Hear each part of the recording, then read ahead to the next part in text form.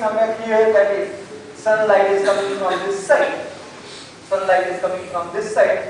then if the moon is here, this portion of the sunlight will be that part, the other face, right? This face will be eliminated, and that you don't see from the Earth. But if sunlight falls here, this way, then it reflects and comes to the Earth, and you see the full hemisphere, which of course, as you look at the distant objects, you don't see the depth. Okay? You see only the transverse dimensions, you don't see that longitudinal dimensions. That is why a sphere appears as a disk. The depth perception gets weaker. Even for this distance, if you use one eye, it will be very difficult to have depth perception. You have two eyes, and therefore you are able to see the depth or perceive the depth. But for long distance, two eyes are same as one eye. Right? You know that? If you have charge Q1, Q2 at a separation of say 10 centimeters, and you try to find electric field at 50 centimeters, yes, you have to take care of that. There are two charges separated from each other at 10 centimeters. But if I ask electric field due to this at 500 centimeters or 5,000 centimeters, 50 meters from here, forget about this. This is one charge. Okay, this is just one charge. So your two eyes become one eye at those distances, and that hemisphere looks like a disk. You don't have depth perception. Then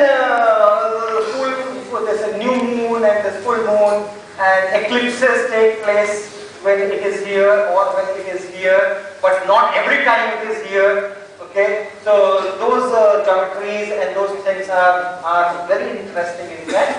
Why don't we have lunar eclipse on every full moon and solar eclipse on every new moon?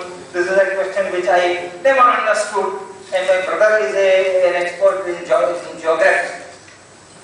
So he tried to explain me at least 1 dozen times.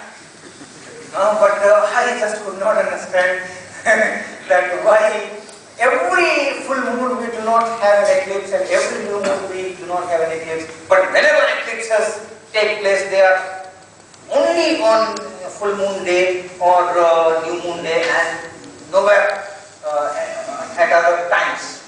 So now I understand a little bit that okay, the plane, all these things were explained to me, but you need certain amount of maturity to imagine things in 3 dimensions. Okay.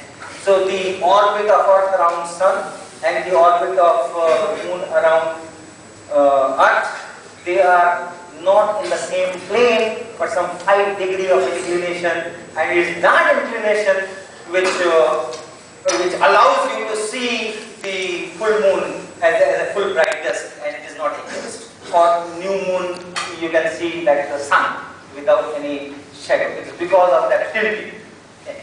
But then the places where these two orbit planes intersect, which are called Rahu and Ketu in Indian literature, if moon happens to be here or here, then those eclipses take place. So these are some very basic things. Now, structure of the surface is full of craters, right? It's full, millions of craters. So all that symbol of beauty and symbol of pleasing personalities written by poets and all these things. So I hope that time these pictures were not there. So they could do it. Millions of pictures are there, and the crater, the number of craters tells you the age of the surface. Right? Age of when the surface is formed. After that, all those impacts from those extraterrestrial objects take place and craters are formed. So longer the period, you have more number of craters or density of craters. So Earth's surface has much smaller number of craters than the Moon's surface. So what you conclude from here?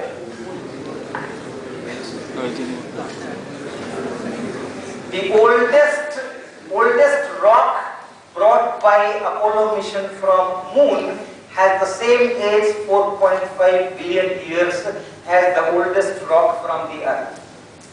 So Earth and Moon were formed almost same time, in the time scales of billions of years we are talking.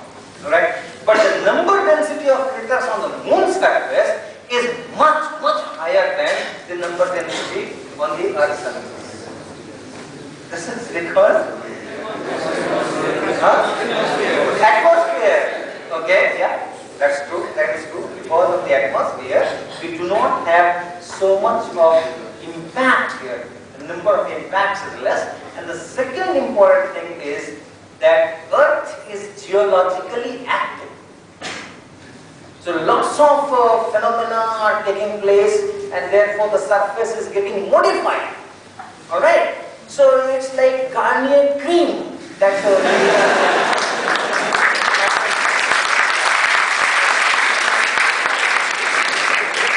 those wrinkles do not appear here. The aging is there, but aging is not apparent to the audience. Then this is basalt.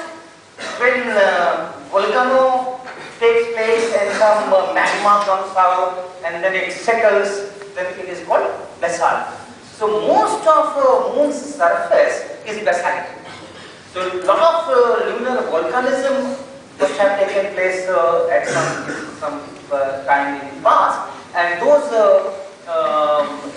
the impact have created craters, so like a bowl. And then the magma is coming and filling up that bowl. Okay, it's not empty katora. Right? So something is there in that katora. That is the surface is basalt.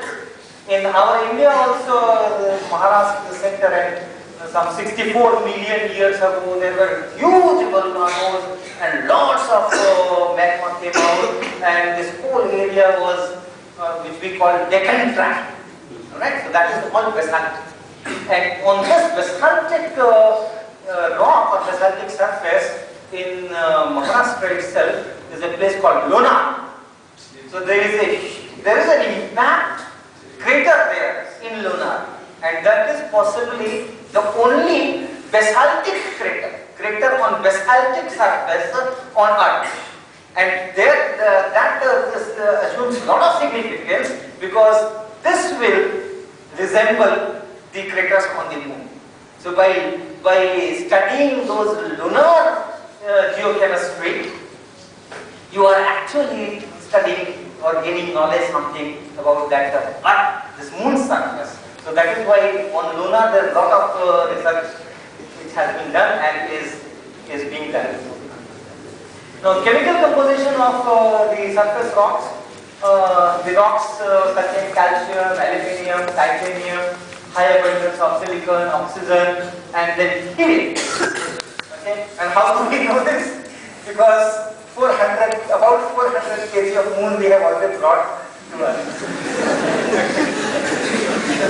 out of that 3.9 or something into 10 to the power 22 kg, we have already brought 400 kg here in different Moon missions, and those things are studied on Earth, and we know these compositions and all that. And this helium as such, the abundance is much more than what it is on the Earth.